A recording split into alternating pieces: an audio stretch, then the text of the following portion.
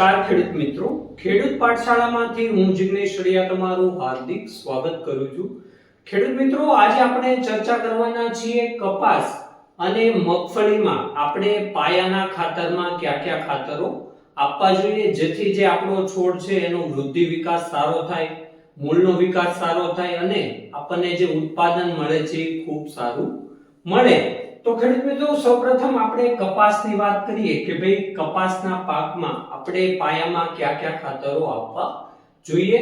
તો આપણે શરૂઆતની અવસ્થામાં જો આપણે છાણિયું ખાતર આગલા વર્ષે ન નાખ્યું હોય તો આપણે 8 થી 10 ટન છાણિયું ખાતર નાખવું જોઈએ। હવે એના ફાયદાની વાત કરીએ તો ખેડૂત મિત્રો, છાણિયું ખાતર નાખવાથી આપણી જે જમીન છે એ પોચી બને છે અને જે ઓર્ગેનિક કાર્બન જમીનમાં છે એનો વધારો થાય છે। એટલે જો ઓર્ગેનિક કાર્બનનો વધારો થાય તો આપણા જે ઉપયોગી સૂક્ષ્મ જીવો છે એની સંખ્યા વધશે અને આપણને ફાયદો થશે। હવે બીજી વાત કરીએ બીજા ખાતરોની, તો આપણે ડીએપી ની જગ્યાએ આપણે જે સિંગલ સુપર ફોસ્ફેટ એસએસપી આવે છે એ આપણે એકર દીઠ 60 કિલો આપવું જોઈએ અને પોટાશ જે મ્યુરેટ ઓફ પોટાશ જે 0060 આવે છે એ આપણે એકર દીઠ 50 કિલો આપવું જોઈએ અને ઝિંક સલ્ફેટ આપણે એકર દીઠ 20 કિલો આપવું જોઈએ। હવે ઝિંકના ફાયદાની ખેડૂત મિત્રો વાત કરીએ તો એ જે આપણા કપાસની જે ક્વોલિટી છે એમાં ખાસો એવો વધારો કરે છે અને બાકી તો તમને ખબર જ છે કે ભાઈ આપણે ફોસ્ફરસ માટે આપણે ડીએપી છે, સિંગલ સુપર ફોસ્ફેટ છે અને 20-20-013 જેવા ખાતરો છે એનો ઉપયોગ કરતા હોઈએ છે। એના કારણે જો શરૂઆતમાં ફોસ્ફરસ સારી રીતના મળે તો આપણા છોડનો મૂળનો વિકાસ સારી રીતના થાય છે, એટલે જે આપણો છોડ હોય સારી રીતના વૃદ્ધિ પામે છે। અને બીજી વસ્તુ એ કે ભાઈ પોટાશના કારણે જે શરૂઆતમાં તો એ સારી અસર કરે જ છે પણ એની સાથે સાથે જ્યારે ફૂલ અવસ્થા આવે ત્યારે પોટાશનો ખૂબ મોટો ફાળો હોય છે અને એની સાથે સાથે ક્યારેક વધારે તડકા પડે, વધારે ચોમાસામાં પાણીના પ્રશ્નો રહેતા હોય છે તો એની સામે પોટાશનું કામ એ છે કે સારી રીતના છોડને બચાવીને રાખે છે। તો ખેડૂત મિત્રો, આ છે ખાતર કે ભાઈ આપણે કપાસમાં પાયામાં ખાતરોમાં આપણે કયા ખાતરો આપવા જોઈએ।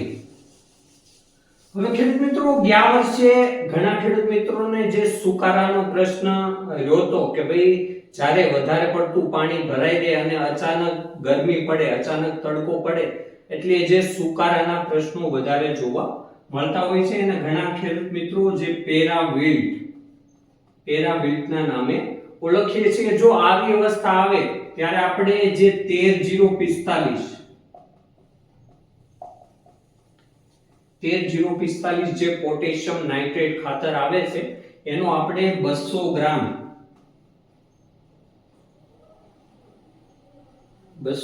પ્રતિ પંપ મુજબ છંટકાવ કરવો જોઈએ અને જો કપાસમાં જે પાંદડા લાલ થઈ જાય છે એવા પ્રશ્નો જોવા મળે તો આપણે મેગ્નેશિયમ સલ્ફેટ આવે છે એનો આપણે 100 ગ્રામ પ્રતિ પંપ મુજબ છંટકાવ કરી શકીએ છીએ। એના કારણે આપણને રિઝલ્ટ ખૂબ સારા મળે છે અને જેટલો આપણે જે પાયામાં જે સિંગલ સુપર ફોસ્ફેટ ખાતર નાખીએ છીએ અને જે પોટાશ ખાતર આપણે વાત કરી એટલો જ તે જ્યારે આપણે પાળા ચડાવીએ, કપાસમાં જ્યારે પાળા ચડાવીએ ત્યારે ઈ ખાતર આપવાનું છે અને જ્યારે પાળા ચડાવીએ ત્યારે આપણે સિંગલ સુપર ફોસ્ફેટ અને પોટાશની સાથે સાથે આપણે જે મેગ્નેશિયમ સલ્ફેટ આવે છે એનો પણ આપણે એકર દીઠ 10 કિલો મુજબ આપણે આપવું જોઈએ જેથી જે કપાસ લાલ થવાના પ્રશ્નો રહે એમાંથી આપણને જે સારા પરિણામ મળે છે અને જે કપાસ હોય એમાં સારી પૂનમ જોવા મળે છે। અને ખેડૂત મિત્રો, નાઇટ્રોજન માટે તમે યુરિયાનો પણ છંટકાવ કરી શકો છો અને એની જગ્યાએ આપણે શરૂઆતની જ્યારે વૃદ્ધિ વિકાસની અવસ્થા હોય ત્યારે આપણે જે પાણી દ્રાવ્ય ખાતર 19-19 આવે છે એનો આપણે 100 ગ્રામ પ્રતિ પંપ મુજબ છંટકાવ કરી શકીએ છીએ। આના કારણે જે શરૂઆતમાં જે વૃદ્ધિ વિકાસ થાય છે એ સારો થાય છે। હવે ખેડૂત મિત્રો, બીજી વસ્તુ એ કે જ્યારે પણ આપણે 100 કિલો કપાસનું ઉત્પાદન થાય એની સામે જમીનમાંથી આપણે વાત કરીએ તો 6 થી 7 કિલો નાઇટ્રોજન, 6 થી 7 કિલો પોટાશ અને 3 કિલો જેટલું ફોસ્ફરસ છોડ હોય એ લેતો હોય છે. મતલબ જ્યારે પણ તમે આપણે જમીન હોય એમાંથી આપણે 100 કિલો કપાસનું ઉત્પાદન થાય એની સામે આપણી જમીનમાંથી એટલા જે પોષક તત્વો આવે છે એ એક છોડ લેતું હોય છે. મતલબ કે 100 કિલો ઉત્પાદન માટે આપણે જમીનમાંથી જે એટલા ન્યુટ્રિયન્ટ્સ છે એટલા કિલો ન્યુટ્રિયન્ટ્સ ખાલી થતા હોય છે.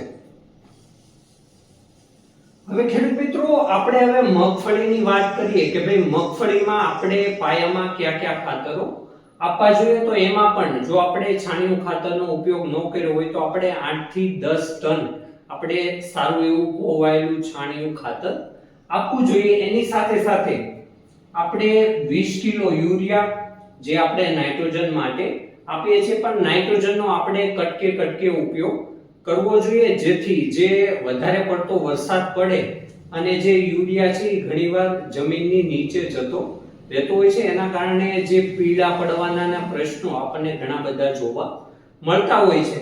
એની આપણે ખેડૂત મિત્રો આગળ વાત કરીશું. હવે એની જગ્યાએ આપણે ડીએપી ની જગ્યાએ જે સિંગલ સુપર ફોસ્ફેટ આવે છે એનો આપણે 60 કિલો મુજબ પ્રતિ એકર મુજબ આપવું જોઈએ અને જે મ્યુરેટ ઓફ પોટાશ જે 0060 આવે છે એનો આપણે 35 કિલો પ્રતિ એકર મુજબ આપવું જોઈએ. અને ખેડૂત મિત્રો જે ફેરસ સલ્ફેટ આવે છે એનો આપણે 5 કિલો પ્રતિ એકર મુજબ ઉપયોગ કરવો જોઈએ. આ જે હીરાકશી આવે છે જે ફેરસ સલ્ફેટ છે એનો આપણે 5 કિલો પ્રતિ એકર મુજબ ઉપયોગ કરવો જોઈએ અથવા જે સલ્ફર 90% આવે છે એનો પણ આપણે 3 થી 5 કિલો પ્રતિ એકર મુજબ ઉપયોગ કરી શકીએ છીએ. હવે ખેડૂત મિત્રો જ્યારે પણ વરસાદ પડે ત્યારે આપણે મગફળીમાં જે પીળી પડવાના જે પ્રશ્નો જોવા મળતા હોય છે તો એના માટે આપણે શું કરવું જોઈએ. તો ખેડૂત મિત્રો પીળી પડવાના મુખ્ય 3 કારણો છે. એક તો કે ભાઈ આપણી જમીનમાં જ્યારે નાઇટ્રોજનની ઉણપ હોય ત્યારે આ પ્રશ્ન જોવા મળે અને બીજી બે વસ્તુ કે જ્યારે ફેરસ જે લોહ તત્વ છે એની ઉણપ હોય તો પણ આપણને પીળી પડવાના પ્રશ્નો જોવા મળતા હોય છે. અને ત્રીજી વસ્તુ એ કે જ્યારે આપણા જમીનમાં સલ્ફરની ઉણપ હોય ત્યારે આ પ્રશ્નો આપણને જોવા મળતા હોય છે. તો ખેડૂત મિત્રો હવે આપણે જ્યારે નાઇટ્રોજનની ઉણપ હોય ત્યારે તો આપણને ખબર પડી જતી હોય છે કેમ કે જ્યારે પણ નાઇટ્રોજનની છોડમાં ઉણપ થાય માની લો કે આ છોડ છે ત્યારે આપણને જે નીચેના પાંદડા હોય ઈ પીળા પડતા જોવા મળે છે. પણ જ્યારે લોહ તત્વ અને સલ્ફરની ઉણપ હોય માની લો કે પહેલા આપણે લોહ તત્વ આયર્નની વાત કરીએ ફેરસની તો માની લો કે આ છોડ હોય તો એમાં જ્યારે પણ આયર્ન એટલે કે લોહ તત્વની ઉણપ હોય ત્યારે લોહ તત્વ અને સલ્ફરમાં બંનેમાં જે ઉપરના પાંદડા હોય એ પીળા પડવાના પ્રશ્નો રહેતા હોય છે. પણ જ્યારે આપણે એક કોઈ પણ પાંદડું હોય એમાં આખું પાંદડું પીળું પડે અને જ્યારે આ જે નસ હોય ઈ જો લીલી રહેતી હોય તો આપણે માનવું કે ભાઈ આ જે છે ઈ લોહ તત્વ એટલે કે ફેરસની ઉણપ છે. અને જ્યારે ઉપરનું પાંદડું આ જે આખું આપણને પીળા અને સફેદ રંગનું થઈ જાય ત્યારે આપણે માનવું કે ભાઈ આ જે ઉણપ છે એ સલ્ફરની ઉણપ છે. તો ખેડૂત મિત્રો આ રીતે આપણે કપાસ અને જે મગફળી જેવા પાકો છે એમાં આપણે ખાતરનો ઉપયોગ કરવો જોઈએ કે ભાઈ પાયાના ખાતરોમાં આપણે આ ખાતરો નાખવા જોઈએ. અને જ્યારે અમુક પોષક તત્વોની ઉણપ થાય કે ભાઈ સલ્ફર હોય લોહ તત્વ હોય અથવા નાઇટ્રોજનની ઉણપ હોય ત્યારે આપણે આ પ્રમાણે ખાતરો આપવા જોઈએ. હવે આની જગ્યાએ ખેડૂત મિત્રો યુરિયાની જગ્યાએ તમે જે મોરસિયું આવે છે એમોનિયમ સલ્ફેટ એનો પણ ઉપયોગ કરી શકો છો. ધન્યવાદ ખેડૂત મિત્રો.